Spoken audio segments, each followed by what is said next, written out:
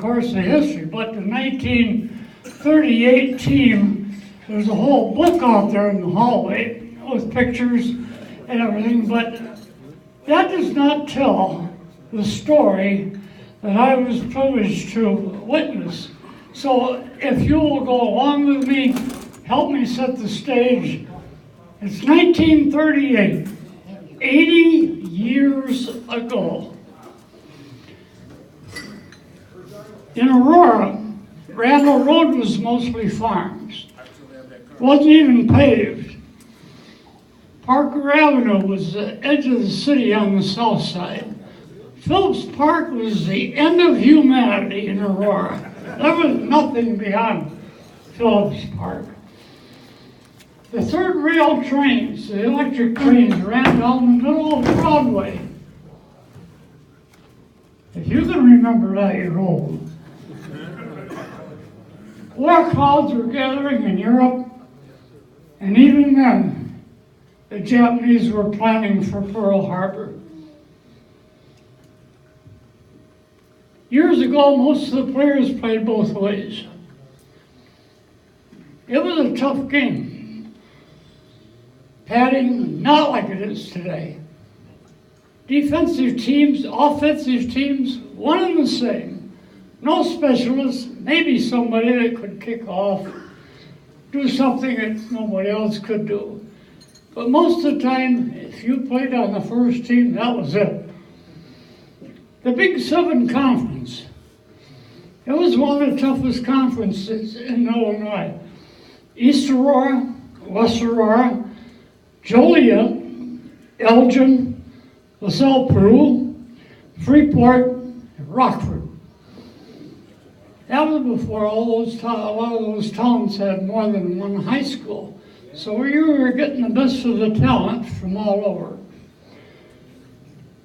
Brought us up to Thanksgiving Day, 1938. I got such a good memory that was on a Thursday.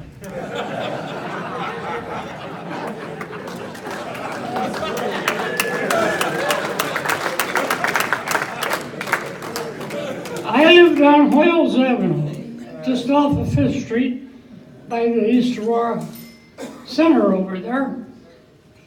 Believe it or not, myself and Paulie Brinkman from good old Germantown, we walked from that intersection over to the West High football field. We stood up in the end zone through the whole game, turned around, and walked back home on Thanksgiving Day. I can't even walk across the street anymore. A lot of ballyhoo.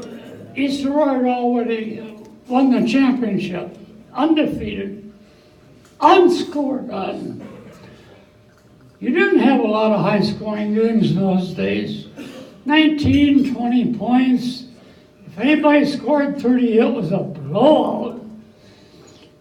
But that's how good the league was, and that's how even the teams were matched against each other. Typical Thanksgiving Day, cold, not too windy, but not conducive to sitting out and sunbathing. We stood up in what would be the south end of the West Aurora football field against the chain link fence, right behind the goalpost. And the teams took the field, and of course East Aurora, the big favorite.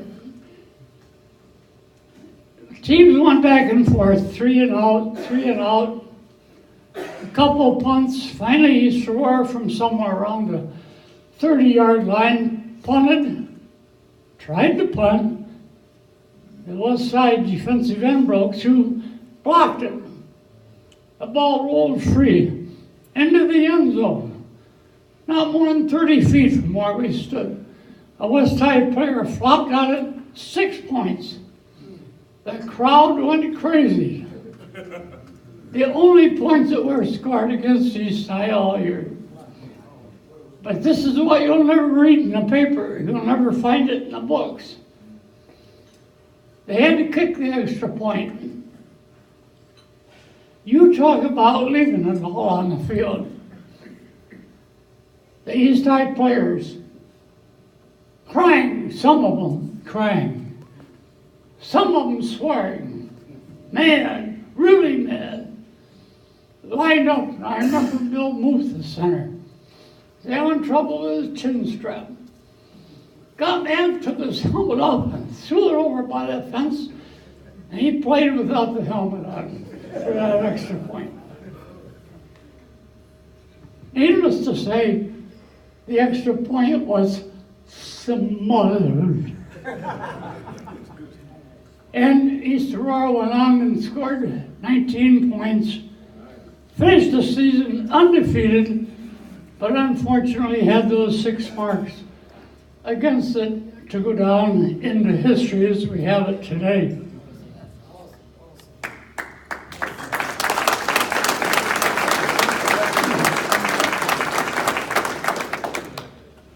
You know, face masks were unheard of. The only time you got to wear a face mask is if you had a broken nose the week before. Nobody got to use face masks. You talk about smash mouth football. Those were the days, my friend. And like I said, with the players playing both ways, most of them, by the 4th quarter, you were tired. You were dog tired. But let me take you back and forward a little bit later on when I was in East High. Again, we were faced with a situation on the same damn field on the west side of town. Cold, wind blowing, snowy, low ice. East Aurora went into the game. We had 1 loss and 1 tie on the season. We were tied with Joliet. If we won the game, we were going to win the Big 7 championship outright. If we lost it, we would end up not even being champions. So there's a lot at stake for East High. West Aurora, they hadn't won a game all year until they played Joliet the week before, and they beat them for us. And our coach, Joe Mays, had each one of the players on East High's starting lineup call the same player on the West High team and ask them, hey, beat Joliet for us. And they did. I can't remember all the players that were on the West High team. I don't want to remember. But it was Bill Gustafson that went on and played for Army. And of course, he was a good all-around player, passer, kicker, everything. East Aurora had John O'Neill, Rudy Nibble, had a good team, defensive and offensive, but we had no passing attack. I don't think that we threw a dozen passes all year. With us, it was Mr. Inside and Mr. Outside. And that's the way the game started out. East Aurora, in the first half, 14 points. But Rudy Nibble went down with a knee injury partway through towards the end of the first quarter, carried off the field, not to return. So that left the heavy workload to John O'Neill. And unheard of, carried the ball 44 times. Smash mouth football. Maybe that was it. I think we threw 2 passes all game, and that was just to keep the defense a little bit honest. West High managed 2 touchdowns in the second half. But again, that extra point, they missed one. The final score, East High 14, West Aurora 13.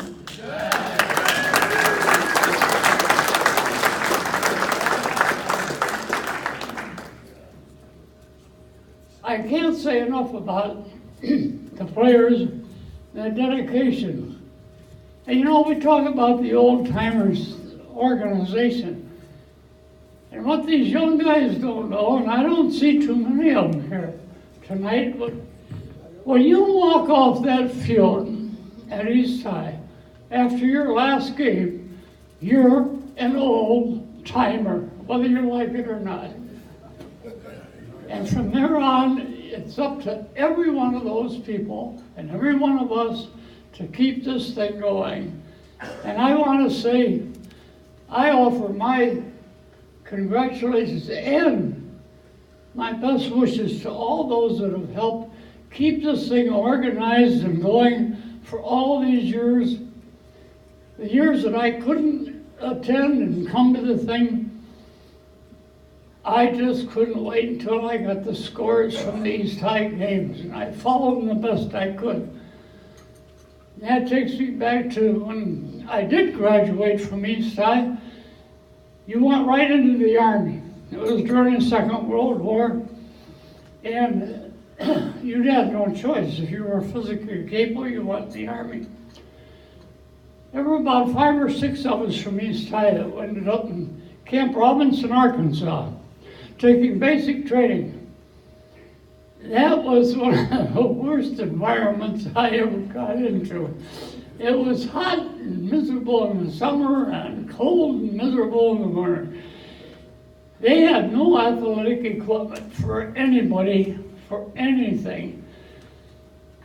We decided we wanted to play some football. We couldn't find a football anywhere. We didn't get a chance to go to town, couldn't buy one. So we used a brick.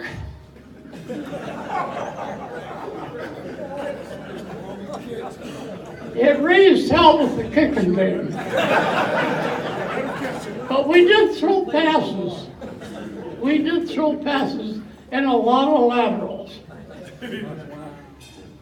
And all the time that we played like that with no equipment, we couldn't wait to get the scores from East High School, any of the games. And that to me is where being an old timer started. And believe it or not, it's carried me through a lot of years. And I appreciate just being here with everybody. I was surprised tonight to find out that I'm older than Del Dufresne.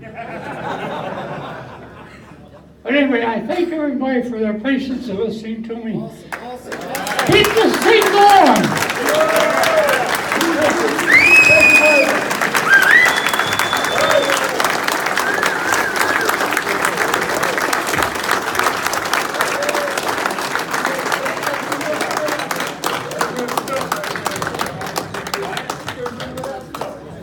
91 years old.